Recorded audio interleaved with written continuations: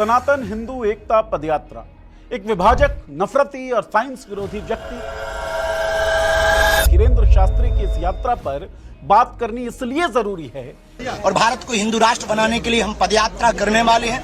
भारत हिंदू राष्ट्र हो जाएगा। भगवान गणपति की से हम प्रार्थना कर रहे हैं, जल्दी भारत हिंदू राष्ट्र घोषित हो। भारत को हिंदू राष्ट्र बना कर रहेंगे।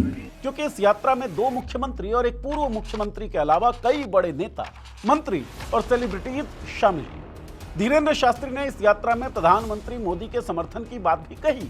हिंदू राष्ट्र की मांग करने वाली इस यात्रा में मुख्यमंत्रियों का शामिल होना, यात्रा को पीएम का समर्थन होना खतरनाक है। इस यात्रा के दौरान ही दिल्ली में बम ब्लास्ट हुआ और उसके बाद धीरेंद्र शास्त्री बोलता है कि तुम्हें बम फोड़ने वालों का राष्ट्र चाहिए या सुरक्षा करने वालों का। प्रोमिनेंट पॉलिटिकल लीडर्स के साथ साथ जो बड़े बड़े सेलिब्रिटीज इस यात्रा में शामिल हुए या जिन्होंने यात्रा का समर्थन किया, क्या वो सब मुसलमानों को एलियनेट करने और देश की आत्मा को खंडित करने के प्रयासों में शामिल नहीं माने जाने चाहिए? 1980 के दशक में जिस तरह राम जन्मभूमि आंदोलन चली, क्या उसी तर्ज पर धीरेंद्र शास्त्री कृष्ण जन्मभूमि को लेकर सांप्रदायिक माहौल बिगाड़ने के राजनीतिक प्रोजेक्ट की नींव रख रहे हैं? फ्रॉड बाबा के इस एपिसोड में बात धीरेंद्र शास्त्री की नफरती पदयात्रा की।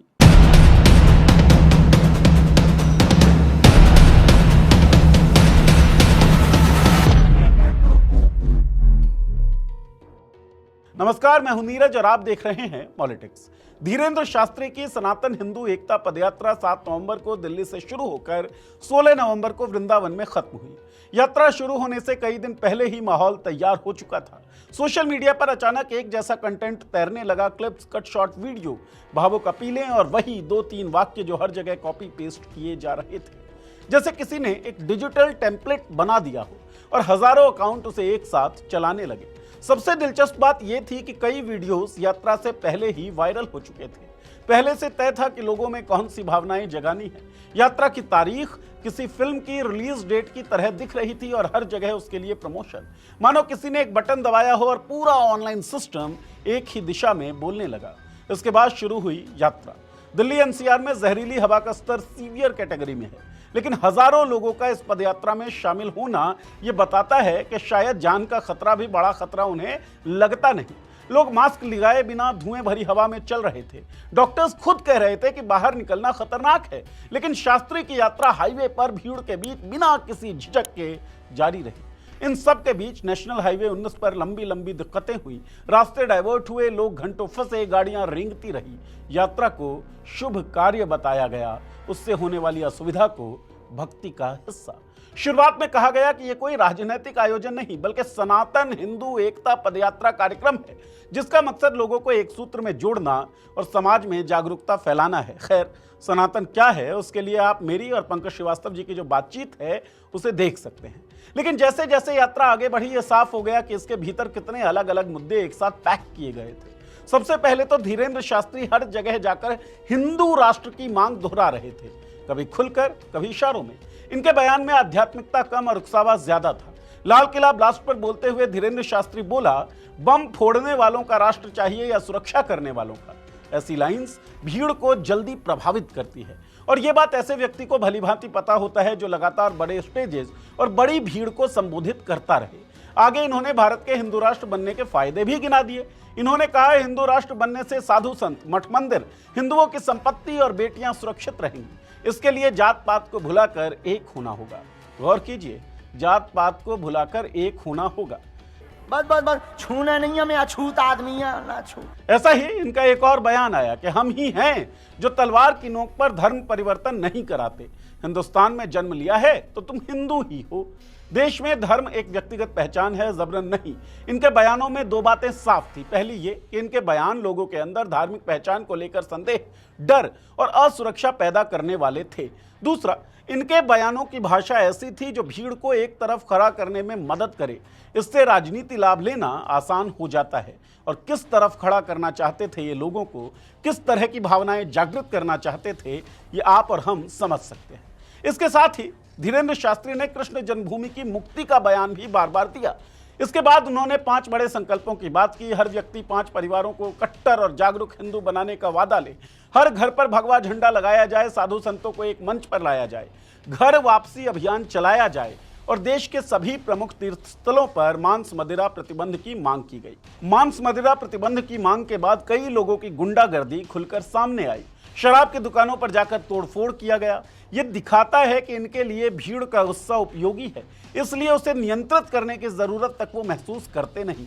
जैसे जैसे यात्रा आगे बढ़ी, यात्रा के अराजनीतिक होने का दावा खुद ब खुद ध्वस्त हो गया। राजनीतिक चेहरे, राजनीतिक संदेश और राजनीतिक फायदे साफ साफ नजर आने लगे। किसी धार्मिक आयोजन में एक दो नेता दिख जाएं तो उसे सामान्य माना जा सकता है, लेकिन यहां तो पूरी की पूरी राजनीतिक जमात पहुंच गई। दो मुख्यमंत्री, मध्य प्रदेश के मोहन यादव, हरियाणा के नायब सिंह सैनी यात्रा में शामिल हुए।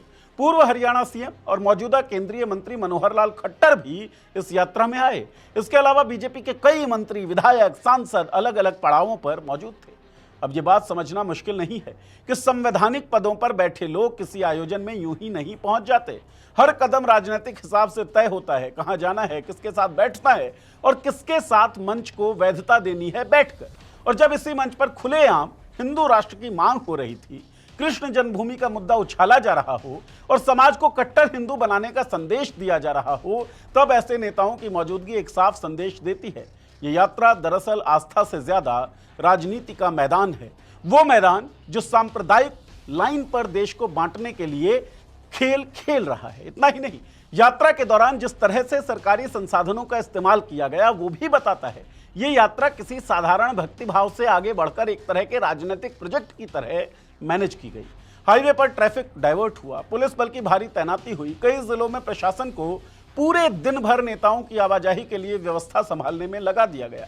जिन नेताओं ने यात्रा में हिस्सा लिया उनके साथ लंबी लंबी गाड़ियां, स्कॉट, सुरक्षा बैरियर, सब कुछ लगा हुआ था। ये सब आमतौर पर किसी राज्य दौरे या चुनावी रैली में होता है, किसी आध्यात्मिक यात्रा में नहीं। ये यात्रा हिंदुत्ववादी राजनीतिक पार्टियों के लिए भी एक बड़ा मौका थी। ऐसा मौका जहां धार्मिक भावनाओं को राजनीतिक लाभ में बदलने का पूरा स्पेस था। हिंदुत्व की राजनीति में ऐसे आयोजनों की अहमियत कोई नई बात नहीं है। ये यात्रा उस रणनीति का हिस्सा लगती है जहां लोगों की भावनाओं को एक विशेष दिशा में मोड़ा जाता है और मैदान तैयार किया जाता है अगला राजनीतिक एजेंडा किस दिशा में जाना है इसके लिए। इसलिए जब धीरेंद्र शास्त्री कहता है कि यात्रा राजनीति से ऊपर है, तो यह बात जमीनी हकीकत से बिल्कुल मेल खाती नहीं है।